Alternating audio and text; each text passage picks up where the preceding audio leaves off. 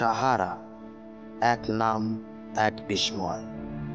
প্রচণ্ড রোদের মাঝে হাজার হাজার বর্গ কিলোমিটার জুড়ে শুধুই বালি, পাথর আর নির্জনতা।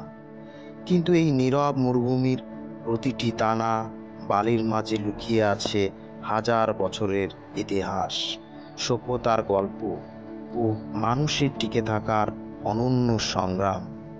আসুন, চলুন আমরা আজ ঘুরে আসি পৃথিবীর সবচেয়ে বিশাল উষ্ণ মরুভূমি সাহারা থেকে। সুপ্রিয় দর্শক, আজকে আমরা জানব সাহারার নানা জানা অজানা বিস্ময় কথা।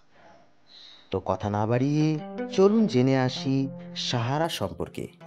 সাহারা মরুভূমি আফ্রিকার উত্তরে অবস্থিত। এর আয়তন প্রায় 92 লক্ষ বর্গ কিলোমিটার, যা পুরো ভারতবর্ষের 3 গুণ। এটি মরক্কো, মিশর, আলজেরিয়া, তিউনিসিয়া, চাঁদ, নাইজার, সুদান সহ মোট 11টি দেশের মধ্যে বিস্তৃত। সাহারা শব্দটি এসেছে আরবি শব্দ সাহারা থেকে, যার অর্থ মরুভূমি। এই বিশাল মরুভূমির মধ্যে আছে বালির টিলা, পাথুরে অঞ্চল, মরুদ্যান এবং আরও কিছু পাহাড়।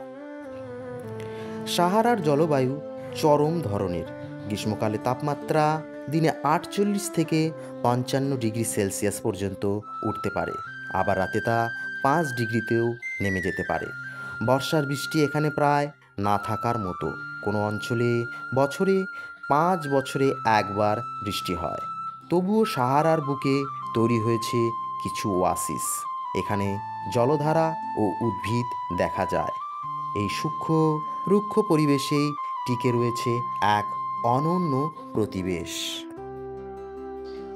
এই চরম পরিবেশেও কিছু প্রাণী ও উদ্ভিদ বিস্ময়ভাবে টিকে আছে, যেমন fennec fox, Sahara silver ant, dorcas gazelle, উট। এরা সবাই সাহারার সন্তান। উটকেতেও মরুভূমির জাহাজ বলা হয়, কেননা এরা 1 সপ্তাহ জল না খেয়েও টিকে থাকতে পারে। এখানে কিছু খেজুর গাছ, ক্যাকটাস, মরু ঘাস সাহারার ওয়াসিস এলাকায় জন্মায়। সাহারার বুকে বাস করে বহু ঘরানার ও জাতির মানুষ। তাদের মধ্যে সবচেয়ে বিখ্যাত হল তুয়ারেগ জাতি, যাদের বলা হয় নীল পুরুষ, কারণ তারা মাথায় নীল পাগড়ি পরে। তারা মূলত যাযাবর, তাঁবুতে বসবাস করে, উটের পিঠে পাড়ি দেয় মরুভূমির বুক চিরে। তুয়ারেগদের ভাষা, পোশাক, খাবার, গান সবই এক অনন্য সংস্কৃতি গড়ে তুলেছে। এছাড়াও সাহারার বসবাসকারী অনন্য জাতিগোষ্ঠী মাটির ঘরে থাকে, কৃষিকাজ বা পশুপালন করে। এই কঠিন পরিবেশেও তারা গড়ে তুলেছে টিকে থাকার শক্তি ও আত্মবিশ্বাস। তবে আজকের সাহারা মরুভূমি একসময় ছিল সবুজ বনভূমি। বিজ্ঞানীরা বলছেন প্রায় 8,000 থেকে 10,000 বছর আগে এখানে ছিল ঘন সবুজ গাছপালা, নদী আর হ্রদ। তখন মানুষ এখানে চাষাবাদ করত, পশুপালন করত। আজও সাহারার বিভিন্ন পাথরের গায়ে পাওয়া যায় সেই যুগের মানুষের আঁকা রক আর্ট, যার মধ্যে রয়েছে গরু, মাছ, নাচের ছবি। তবে সাহারার নিচে লুকিয়ে আছে বহু প্রাচীন সভ্যতার চিহ্ন, এমনকি খনিজ সম্পদ, তেল ভাণ্ডার।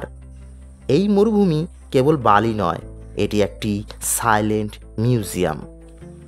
তবে সাহারার জলবায়ু পরিবর্তনের প্রভাবে মরুভূমি বিস্তৃতি দিন দিন বাড়ছে, কিন্তু আশার আলো হলো কিছু বিজ্ঞানীরা বলছেন ভবিষ্যতে সাহারায় আবারও বৃষ্টিপাত হতে পারে, ফিরতে পারে সবুজায়ন।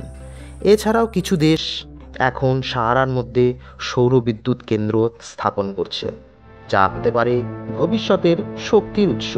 পর্যটকরাও আসছে সাহারার রুক্ষ সৌন্দর্য দেখতে, ক্যাম্পিং করতে, উটের পিঠে মরুভূমি ভ্রমণে। সাহারা কেবল একটি ভূখণ্ড নয়, এটি প্রতিকূলতার মধ্যে বেঁচে থাকার এক মহাকাব্য।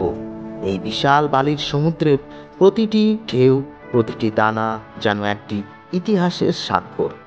শুষ্ক, নিঃসঙ্গ অথচ সৌন্দর্যে পরিপূর্ণ সাহারা প্রকৃতি এক বিস্ময়কর উপহার। এই মরুভূমির মধ্যে লুকিয়ে আছে প্রকৃতি, মানুষ এবং সময়ের অপূর্ব সংলাপ।